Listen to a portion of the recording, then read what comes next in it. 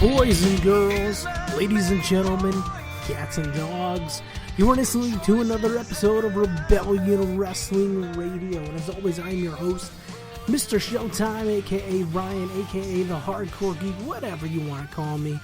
We are here on a beautiful, windy Wednesday afternoon right here in Cleveland, Ohio, and I really want to talk to you guys about the crazy, wacky world of professional wrestling. I will be coming to you solo on this episode. We will have Joe Dub on the next show right now. Kind of had a little bit of a scheduling conflict. It is life, and it is what happens, guys.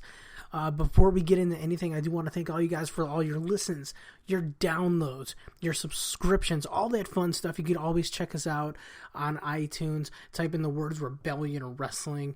Rebellion Wrestling Radio will be there. We're also on Spreaker, on Podbean, pretty much anywhere else you can find your favorite pro wrestling podcast. You can find us right there. Also, guys, if you want to show us some love and help us, quote-unquote, keep the lights on here at Rebellion Wrestling Radio, go ahead and hit up ProWrestlingTees.com/Rebellion Wrestling. Get yourself a super kick-ass t-shirt. We got about 4 designs up there now. Designs for the show itself. We have our 1984 design. We have our Lucha Libre design. We also have a design for the Hardcore Geek podcast, which is our sister show. And we will have an announcement about that later on in this very show. So I'm just going to get right down to it. This past Sunday, I really don't know. We had a pay-per-view. We had WWE Fastlane 2017. Now, myself and former co-host Chase Merriman, we actually had a chance to go to Fastlane last year, and we threw some pics up on the Instagram, and we bought the I guess the cheapo seats, if you will. It was like the limited view seats. And, I mean, it was really last minute. I think I bought them maybe like a week or two before the event.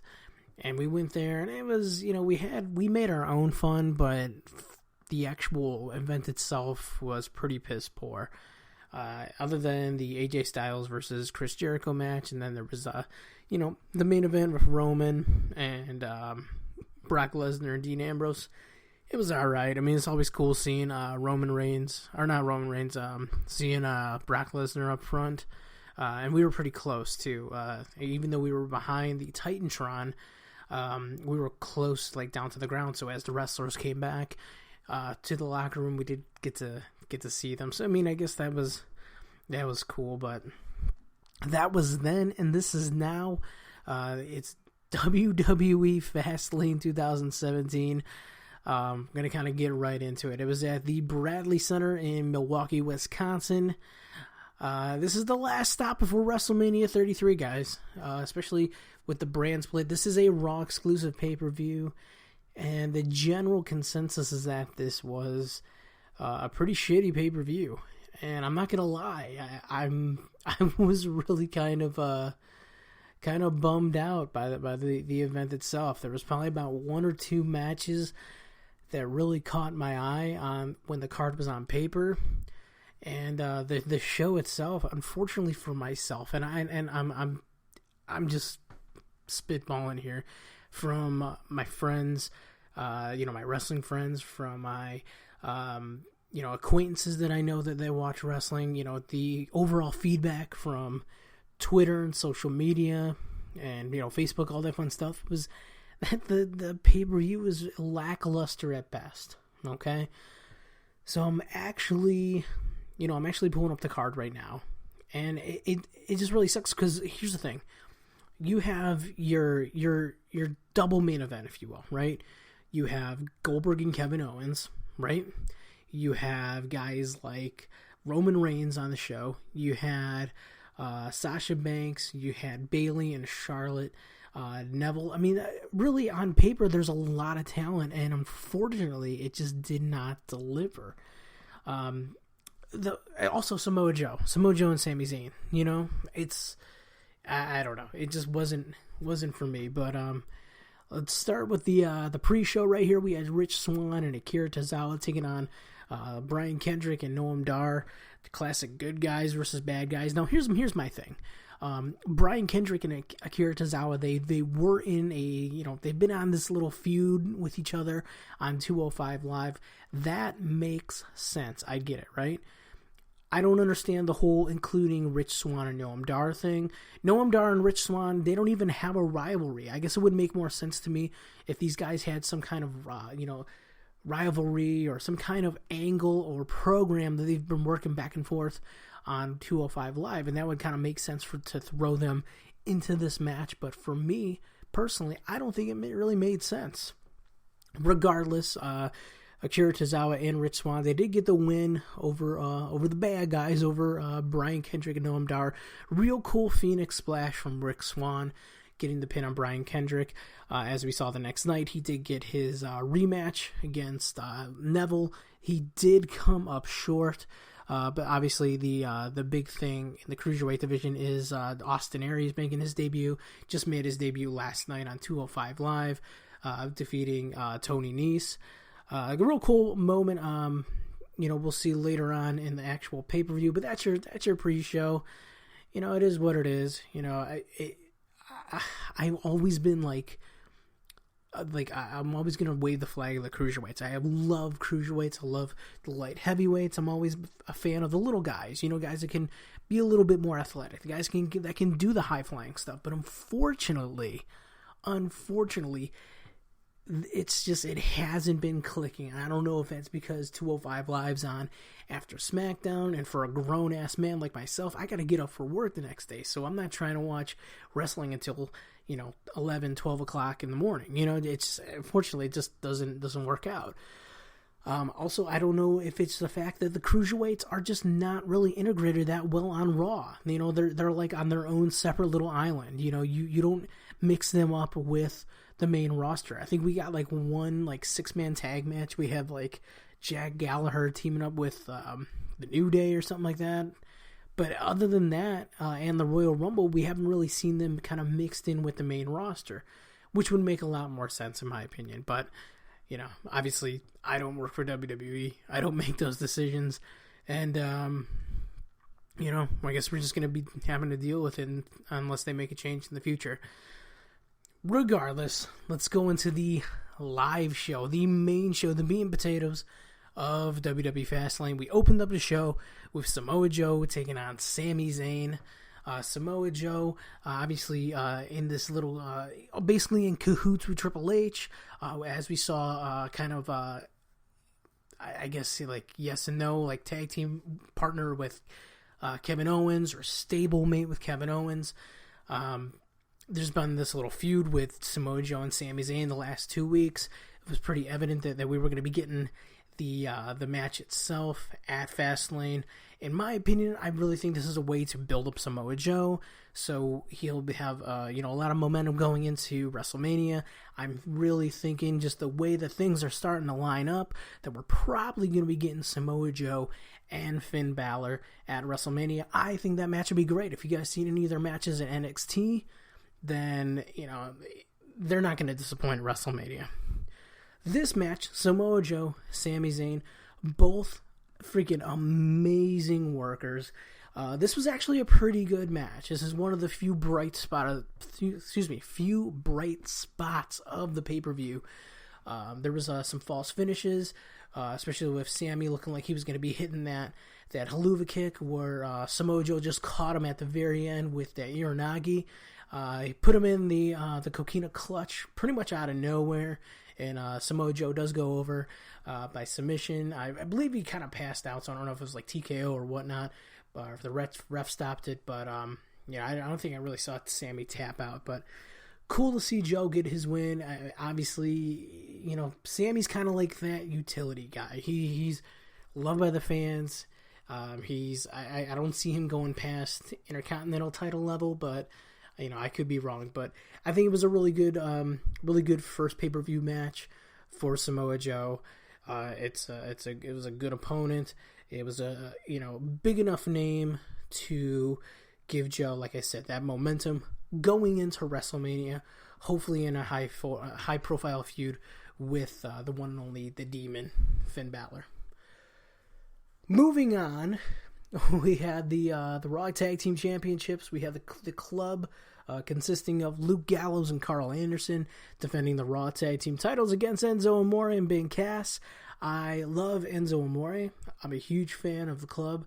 Big Cass, I don't know why I can't get behind him. It seems like he's getting worse and worse and worse on the mic. I don't really know what it is. I don't know if it's just trying to do that New York accent, because it seems like it's almost forced at this point. I don't know. I mean, I think he's a cool dude. I think he's like, really good in the ring. I think he's going to be an excellent big man going forward. He's just got to work on his mic skills. Enzo obviously kills it on the mic. No doubt about that. But this match right here, we had the club going over. And towards the end, there was a little bit of shenanigans, but club did go over on Enzo Amore and Big Cass. This one was kind of forgettable for me, unfortunately. I think I may have left and took a bathroom break, or maybe have gotten something to drink, because when I came back down, I didn't actually see the finish. I just heard the bell ringing and heard the club's music playing, so I unfortunately I don't know what happened here. Obviously, we got the rematch on Monday Night Raw that turned into a schmaz, and now we're going to begin a tag team match between Cesaro and Sheamus going against Enzo and Big Cass. Winner going to be facing the club at WrestleMania. I really think this is going to end up in a little bit of a schmaz, and we're going to get a multi-man tag team match for those titles, and I'm totally cool with that. So there's that. Another match that kind of fell flat for me. I'm a big fan of both these ladies, Sasha Banks and Nia Jax.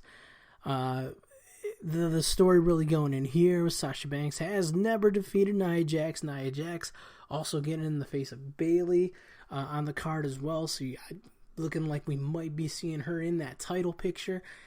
I don't know. Hopefully. I think that'll add a huge dynamic to WrestleMania. However, Sasha Banks did get the win via roll-up in about 8 minutes and 15 seconds. Pretty decent match. Nia Jax kind of did what you thought she was going to do. She beat the crap out of Sasha Banks. Sasha, excellent on selling her injuries, but, nice little roll-up. Gives Sasha, a reason to possibly, stake claim as a number one contender going into WrestleMania. We'll see what happens with that on Raw. This is where it kind of got a little weird. I think I may have missed something on the pre-show. I know Rusev and Jinder Mahal were kind of getting into a little bit of a argument. They said that they're not a tag team anymore. Mick Foley, I'm guessing he just granted each one of them a match. And this is where we kind of... It looked like they were going to be fighting each other. So Jinder Mahal came out first. Then Rusev came out. And they started beating the shit out of each other. And then all of a sudden, Cesaro's music hits. And, Rusev is sitting on the outside of the ring.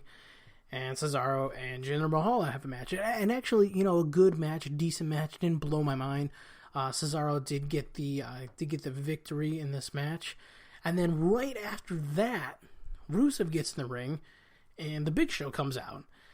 This was actually, pretty decent match. Big Show, they're really kind of trying to hype him up leading into WrestleMania and his supposed match against Shaquille O'Neal. We don't know if Shaq's going to be actually fighting in this match. There's been rumors that he's trying to back out. Shaq says it's not his issue. He said that he wants the match. I don't know. I really don't know what's happening. But, Big Show, obviously, if you haven't seen him lately, he's in excellent shape. He's dropped a ton of weight. His arms are looking nice and ripped. He's even got a six-pack. I mean, that's awesome, right? Rusev defeats Rusev. Did I say Rusev? Big Show defeats Rusev with 3 choke slams, props him up and on the bottom turnbuckle, hits him with a knockout punch, and then pins him. So real cool way to to keep Big Show nice and dominant. I don't think that the loss hurts Rusev at all. I lead you to think what's going to be happening with Rusev going into WrestleMania. I really hope they have a good spot for him, probably maybe for the U.S. title. Who knows? But yeah, there's that. Next match, in my opinion, was the match of the night. The match that actually got me out of my seat, actually got me to put down my phone and stop searching through Facebook and Amazon and all this other stuff. And that was a Cruiserweight title match. I know I kind of crapped on the Cruiserweights in the pre-show, but this match really made me jump out of my seat. That was your champion Neville defending against the extraordinary gentleman, Jack Gallagher. I think we said in our prediction episode where, we thought Neville was going to go over, but the cool thing about Neville is that he's really changed up his style as a heel. So he's not doing too much of the flashy stuff, which is good for two reasons. A, he's a heel. He doesn't need to do the flashy stuff. He needs to, do the rest holds and put people in like vicious, submission holds and whatnot. And then B, also it's going to keep him healthy. He did just come off of that broken ankle. We don't want to see anything bad happen to the guy, especially at this point. He's in a real high profile position. He is excellent on the mic as far as his angry, just bitter champion. And this match really delivered like crazy. Kicks to the head, the headbutts from Jack Gallagher to Neville, just vicious. Just hearing them, it just makes you cringe, Neville did get the victory with the red arrow, so a little bit of flashiness, but the whole rest of the match, it was really vicious. One of my favorite spots actually was Jack Gallagher was charging at Neville. He kind of sidesteps him, throws him into the ropes, so Gallagher hits the ropes chest first, and as he's bouncing back, instant, just the most sick German suplex I've ever seen. It will give Akira Tozawa a run for his money as far as the snap German suplex, but Neville is still your champion. Now here's where things kind of got a little bit interesting. Austin Aries, keep saying, keep showing, quote unquote, his package, which is a video package leading into his eventual return. As we saw on Raw, Neville did get the victory over Rich Swann, and then Austin Aries did go ahead and do the interview with Neville. Neville kind of got in his face as they were chanting the Austin Aries. This is the Chicago crowd, mind you. And Austin Aries took him out. He laid him out with the discus forearm. And looks like we're going to be getting Neville and Austin Aries, hopefully at WrestleMania. I don't think you need to throw anybody else in this match. I really think that these two one-on-one would be great for WrestleMania. That'd be a great opener. It'd be really cool to see not only Neville in a singles match at WrestleMania, but to see Austin Aries, somebody who has spent so much time in the indies and various other promotions like TNA and like Ring of Honor. Just to see him really get, just get that big spotlight. Whether he wins or loses, I think that that'd be really cool to see Austin Aries in a one-on-one match at WrestleMania. All right, this is the other match that it's not going to be really popular when I say this, but this is the match, one of two matches that I enjoyed, I guess, and that is Roman Reigns against Braun Strowman.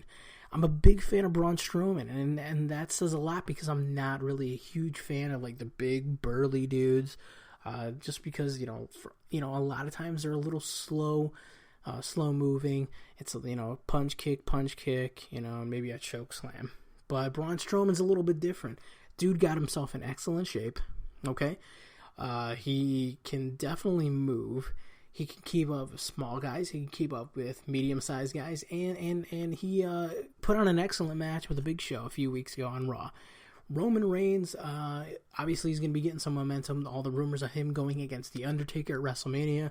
Braun Strowman is the best guy to put in front of Roman Reigns before he gets to WrestleMania. So you kind of think of Braun Strowman as, like, for any of my Mortal Kombat fans out there, think of him as like the Goro before you get to Shang Tsung. So he's like your sub-boss. You gotta get through Braun Strowman before you get to the boss, which is The Undertaker at WrestleMania. Roman Reigns, this is, a lot of people were freaking out. I guess he had different boots or different shoes on. They basically just look like Nikes, I guess. whatever, it's cool, whatever. What I liked about this match is that it didn't, Roman really had to work for it. These guys were fighting outside the ring. It was not a no DQ match. So that's the only thing I would have maybe changed. I would have made it no DQ. But, Roman gets power slammed through the table. These guys are, fighting in the crowd pretty much. And then it takes, I believe, 3 spears and at least 2 Superman punches to put Braun Strowman out. Real cool spot at the end to set up that final spear was Braun Strowman going for either a flying headbutt, which that's what it really looked like, or a big splash from the top rope. This dude got so much hang time. He made it pretty much halfway across the ring. That's why I love Braun Strowman. The guy is freaking fearless. Not to mention some of the bumps he was taking, from the inside to the outside. But Roman gets the spear, gets the win. There was a lot of rumors that The Undertaker was going to show up.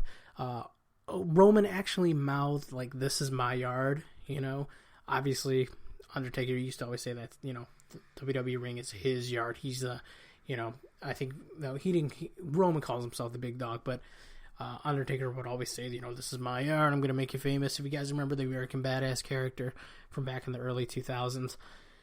But, good match. Roman, of course, the next night was going to get in the face with Braun Strowman. Instead of Roman coming out to answer Braun Strowman's challenge, The Undertaker comes out, stares down Braun Strowman. Braun Strowman leaves the ring. Roman comes out, gets in Undertaker's face, and says, this is my yard now, obviously. Undertaker responds, staring at the WrestleMania sign, staring back at Roman, and then proceeds to choke slam Roman Reigns. So it looks like we are going to get Roman Reigns and The Undertaker at WrestleMania. If we're not going to get Cena and Taker, I think this is the next best thing. Roman, this is a perfect opportunity for him to go heel. It's going to be really interesting to see what happens with Taker. I think Taker is going to get the win. It's going to be a decent match. People like to hate on Roman Reigns, but he is good in the ring. He is safe. I think he's a good choice to work with The Undertaker. And I think here's the thing, if he defeats The Undertaker, it would be surprising. But it would be a good way to get him some heel heat. If he doesn't beat The Undertaker, he can still get heel heat by complaining, or maybe a post-match beatdown on The Undertaker. It really looks like all seeds are planted for John Cena and The Undertaker next year at WrestleMania. WrestleMania 34 is going to be taking place in New Orleans. I believe it's going to be at the Superdome as well. Same location where Undertaker lost his streak to Brock Lesnar. So, that's something to keep in mind. All right. Speaking of Brock Lesnar, we did get the backstage interview with Paul Heyman. Not really much to say. It's just they said that basically if Goldberg wins the title, it's going to be Goldberg and Brock for the Universal title at WrestleMania. I think that's just obvious. That's writing on the wall. We did get Paul Heyman on the post-match or the post-show. I think it's called Raw Talk. Really, I watched a little bit of it. It wasn't really eventful or anything, but yeah, there's that. Our second to last match, we got Bayley taking on Charlotte Flair for the women's title. I love both these girls, but it was a little clunky, okay? One thing to keep in mind is Dana Brooke started accompanying Charlotte to the ring. Charlotte did tell her, hey, go to the back, right? Bayley comes out by herself. Excuse me. And we just get this real weird finish, just like, it's, I don't know. Sasha comes out and starts brawling with Charlotte. And you would think that it's going to be a DQ, which would make sense. Bayley can keep the title. Charlotte keeps her pay-per-view win streak because they've been making a big deal about that. Instead, it does cause a distraction, and Bayley does get the win 1, 2, 3. Super weird that they did that because it's kind of like the heels were playing by the rules, but it's the faces who are really made out to look like the bad guys. So, I don't know, kind of interesting. We found out the next night that we're going to get a match between Bayley and Sasha. If Sasha won, she would be thrown into a triple threat match with Bayley and Charlotte for the Raw Women's title at WrestleMania. We did see Bayley tapping out to the Banks statement. So Sasha Banks was victorious. And as of right now, we have a triple threat match between the three of the four horsewomen at WrestleMania for that Raw Women's Championship. All right, here we go. What you've all been waiting for. It's the main event. We got Goldberg taking on the WWE Universal Champion Kevin Owens. Mind you, Kevin Owens has been the Universal Champion since about 2 weeks after SummerSlam. The guys has gone on to face guys such as Sami Zayn, Seth Rollins, Roman Reigns. I think he even fought the Big Show. And then obviously the whole back and forth stuff with him and Chris Jericho. So in my opinion, real good run. I would love to see Kevin Owens go to WrestleMania with the title. Except, nope, that's not what happens. Goldberg comes out, right? The cool thing about Kevin Owens is he's hilarious as champ, right? He's going in and out of the ring before the bell rings, mind you. Not wanting to get in the ring. So it's kind of like trying to kind of psych Goldberg out, trying to get in his head, right?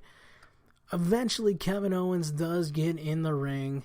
As soon as he gets in the ring, Chris Jericho's music hits. Chris Jericho is at the top of the ramp, distracts Kevin Owens long enough for the bell to ring.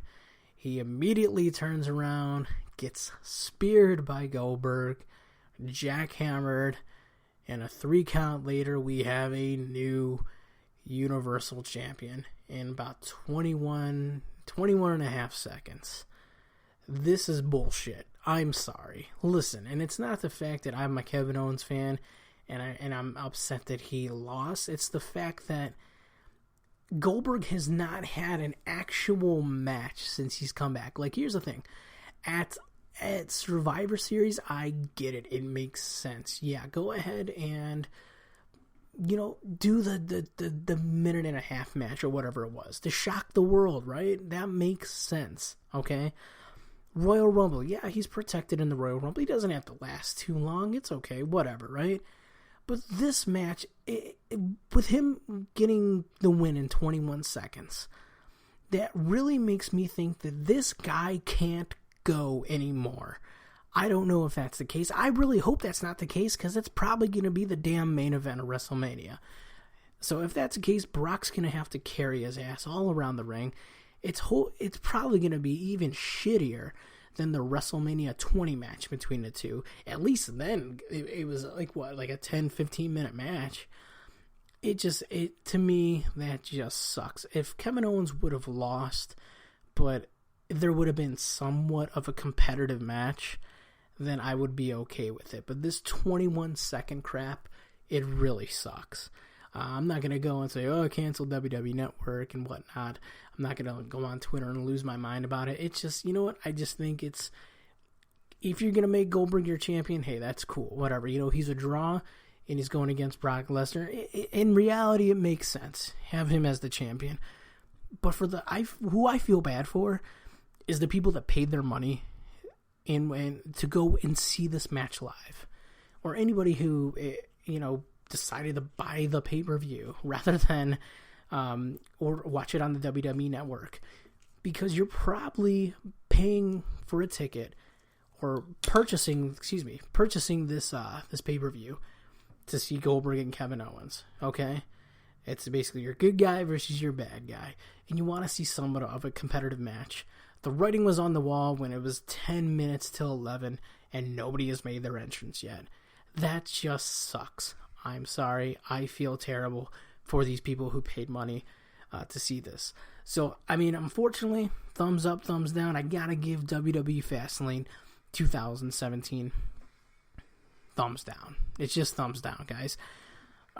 Elimination Chamber blew this out of the water. There were some matches on Elimination Chamber that I didn't fall in love with, but Elimination Chamber, it seemed like it flowed a little bit better. The matches were competitive. You got to see the guy who really deserved to win, and it furthered the road to WrestleMania, quote unquote, and it made you interested to see what's going to happen next.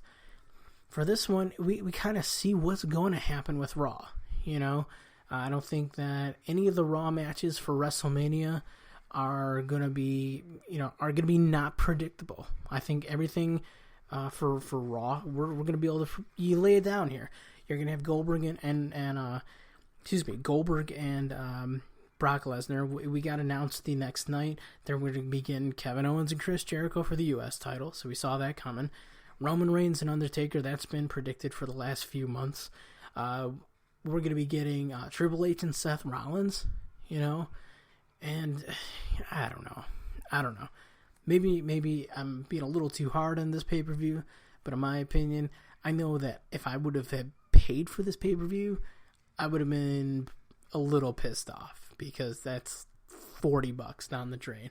And if I bought a ticket to this show, I probably would have been a little let down too. I would have made my own fun if I was there.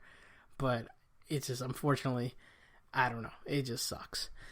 On the SmackDown flip side of things, last night in SmackDown, I actually had to fast forward through it because I wasn't able to watch it live.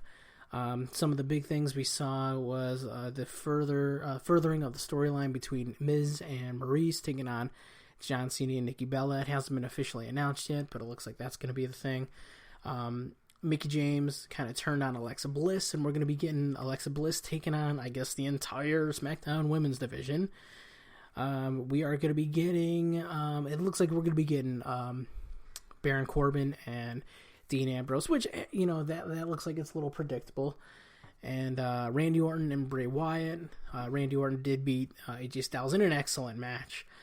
And looks like we're going to be getting the AJ Styles versus Shane McMahon match. So, I can see things being a little predictable over there, but I don't know. Maybe just this Raw stuff really pissed me off. That's all. So we got a lot of matches signed for WrestleMania already. Not to mention the hosts of the New Day. We're not going to be getting the Hardys. At least I don't think we're going to be getting the Hardys at WrestleMania, considering that they just won the Ring of Honor Tag Team titles, and I believe they signed a contract with Ring of Honor.